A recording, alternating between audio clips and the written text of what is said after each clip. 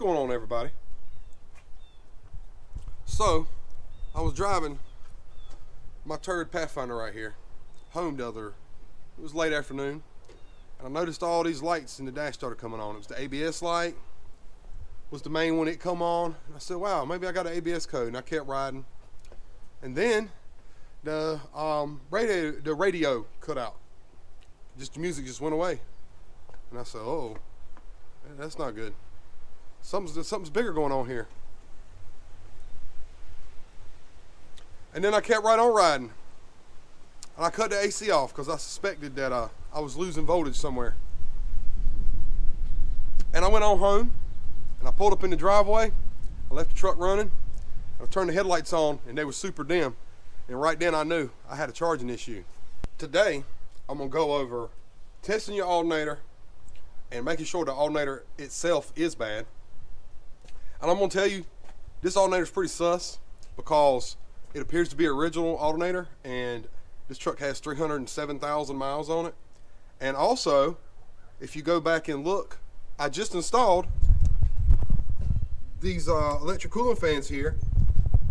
And anytime you have an alternator that's probably on its way out and you install something that requires more voltage, especially something like fans, I would say off-road lights, anything that pulls some juice, if it's already on its way out, it's gonna go ahead and shoot it into hyperspace, if you will. But before I just go throw an alternator on it, I'm gonna do some basic tests and make sure that's not that it's not some kind of a loose wire or something like that. So stay tuned.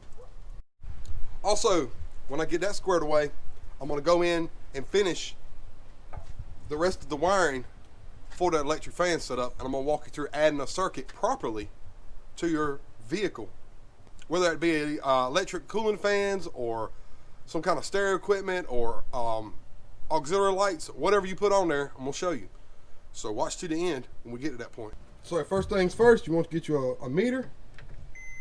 Let's turn it on, put it on volts. And I've already got it hooked to the battery. You can see I got 12 volts. It should be 12.6. That's because I've been out here running it with the alternator not charging. When you turn the truck on with all this hooked up, it should read at least 14. I also need to add that you need to make sure that you got a good battery. Confirm that before you even go this far. I know for a fact this one's good. I just recently tested it, so I know it's good to go. The next thing you want to do is you want to do the same test. You got to be really careful because you're going to have spinning belts and you got to get your hands in there. But you want to find the charging lug on the back of the alternator, or in this case it's on the side of the alternator. That guy right there. You're going to pull that rubber back. You see that nut right there? You're going to want to take the positive cable or your positive lead from your meter and put it down there and touch it to the lug on the alternator with the engine running. I've already done that, and it's the same reading, which you're kind of eliminating all the wires around to make sure nothing's got a bad connection. Now, if you won't get any charging to the battery, but when you put the lead right here on that lug, you were getting charging voltage, you know you've got a bad connection somewhere between the alternator and the battery, and you want to investigate that further. You may not need an alternator. In this case, it's looking like I need an alternator. Here's my alternator. I picked it up from Rock Auto. I got it shipped in here, and I'll tell you, when it comes to buying parts, if you need something right now, you know, you're gonna have to go to your local parts house. But Rock Auto is almost always cheaper. And for example, for a factory alternator from O'Reilly's, they want $187. This one from Rock Auto with shipping was like 110, 112, something like that. And it's a higher amperage alternator. It's instead of being a 80 or 90, whatever factory is for this truck, that was 100. So if you can do without your truck a couple days, car, truck, whatever your turd that you drive is, if you can do without it a couple days, I would say go ahead and save the money and just wait. I've been driving my Suburban, and it's a piece of crap too. And this is the deal with crap vehicles. What do they say in the military? What is it? 2 is 1 and 1 is none. It's the same thing with vehicles, because you can always jump in the other one and go to work and get done what you need to get done. Now the first thing you're going to want to do when you mess with anything electrical on your vehicle is take the battery cable loose. And don't think you're going to be slick and try to put something on there or try to mess with any kind of wiring without taking the battery loose. I've been a mechanic for 20 years professionally, and there's been times when I thought I could be slick and try to get something off or try to screw with something, and that's how you get unintentional sparks. Unintentional sparks are very bad, so always take your battery cable loose. And now the fun part. So this is a pretty straightforward one. You've got a ground terminal back here, got to take loose. You've got a plug right there. I'm going to take that off. That should be easy. I had it off a minute ago when I was testing. You've got the main output terminal here. You got to take that loose. On the front, you got to take the belt loose, and you got the mounting bolts. That's it. Then you just fish it up out of there. All right, I've got all the wires off at the back of the alternator. It's time to take the belt off now. I took this bracket loose for the radiator, and that way you can kind of pivot it and make some more room. You don't have to drain the coolant out. You know, you should be able to get enough room because this rubber, it'll just move on it. Now let's talk about this this style of tensioner. I love these things. They're super easy to work on. All you have to do is loosen that bolt. Don't take it off, just make it loose. And then you take, this is a really long bolt that if you turn it one way, I can't remember, I just do it by feel. If you turn it one way, it tightens the belt, and if you turn it the other way, it loosens the belt. So then you just loosen it up until the belt falls off, and then you can pull it right off. All right, it's almost time for it to come off. I went underneath and pulled and loosened this bolt here. So now I can just pull it out. You want to get that one loose before you start screwing with the top one. Now, that bottom bolt has this this style nut on it. And what it does is it rotates around and it catches on a bracket so it can tighten up. These things are awesome because you don't have to have 2 wrenches to get the bolt off. But when you're taking it loose, make sure that you know it's back there and get your hands on it, because if not, it can disappear. When it falls, it might fall in the frame or somewhere else. Just keep your hands on this.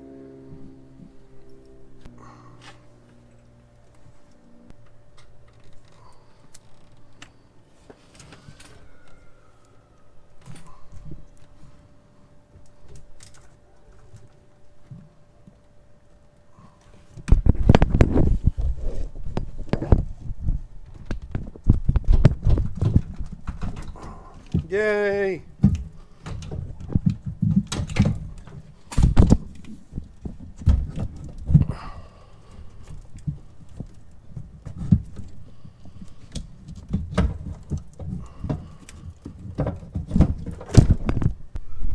Look at there. Fresh, shiny new alternator. It started raining on me, so I just went ahead and threw it on there. Put it on, same as you took it off. I got everything tightened up, now Steph fixed it.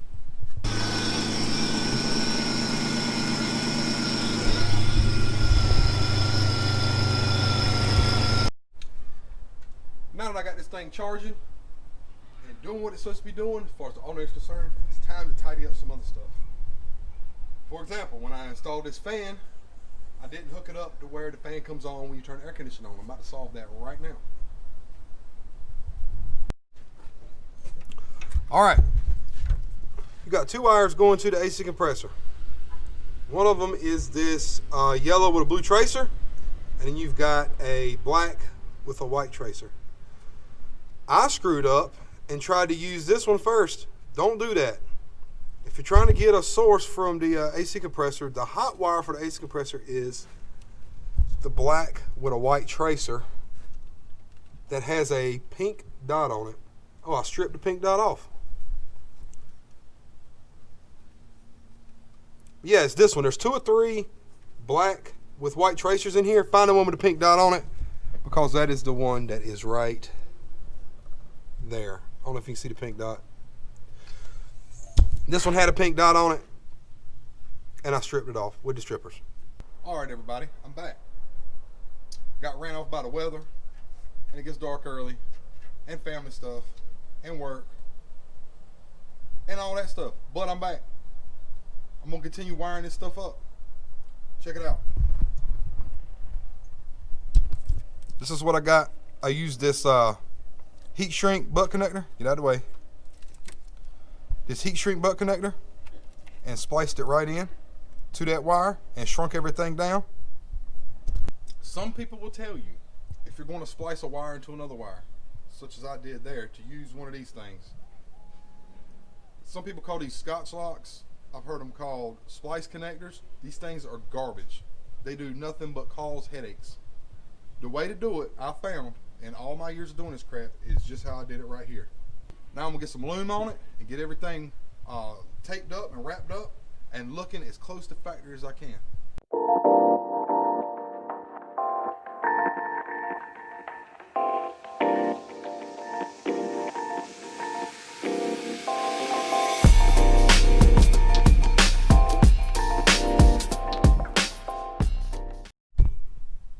Look at that finished product right there.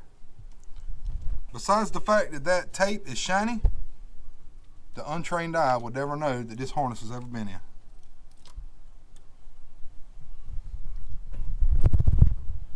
Now let's talk about getting the fans to cut off when the switch is off. Well, should I do that? Through my years of being a mechanic, I have seen people do some hokey stuff on their vehicles when it comes to wiring anything electrical, stereos, lights, anything. You know what I'm talking about. There's a few right ways to do it, and there's a lot of wrong ways to do it.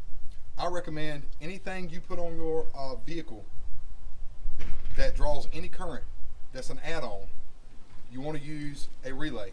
Now, one of these days I'm going to do a video on relays in depth, but I'm not today. When you want to wire something into your vehicle using a relay, you're going to want to get one of these deals.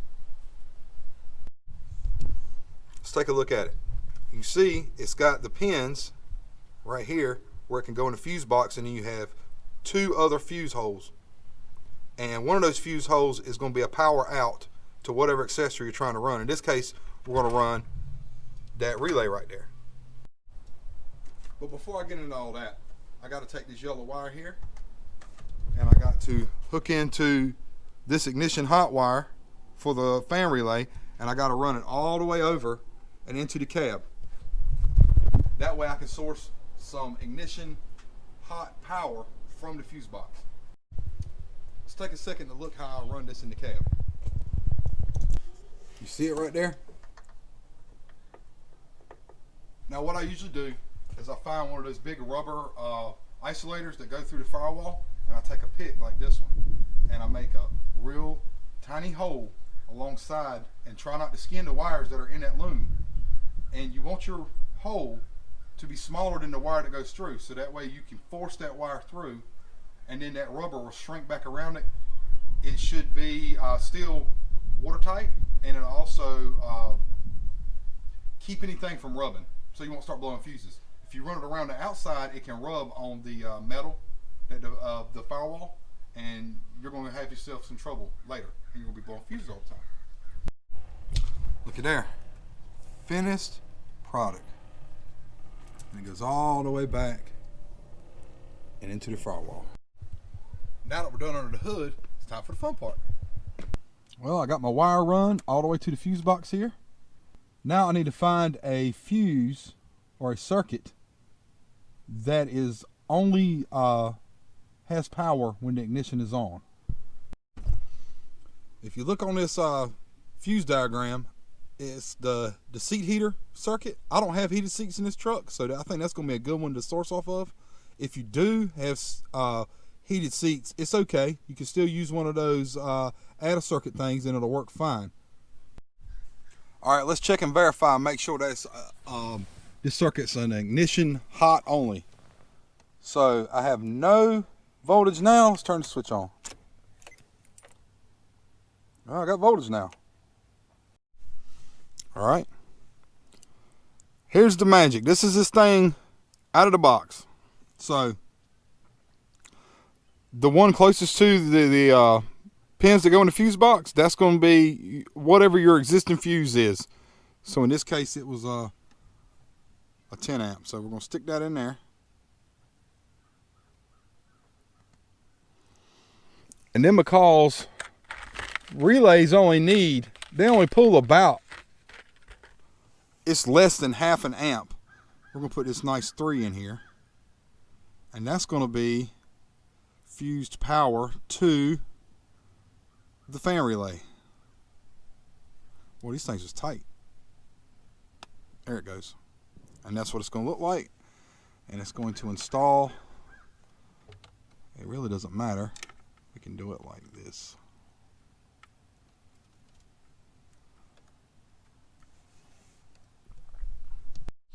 And here we go, all hooked up. Let's see if it works.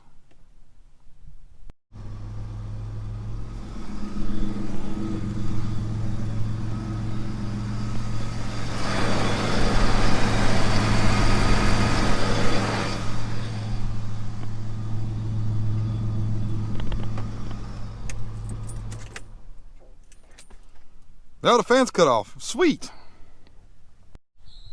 Well, that's it, everybody. Alternator's charging. The fan's wired properly, and I did it. Everything's fused. I ain't got to worry about my truck catching on fire. It's beautiful. If anything in this video helped you out, go ahead and smash the like button. For more projects like this and a lot of other stuff, go ahead and hit the subscribe button. Thanks for watching, and come back and see me.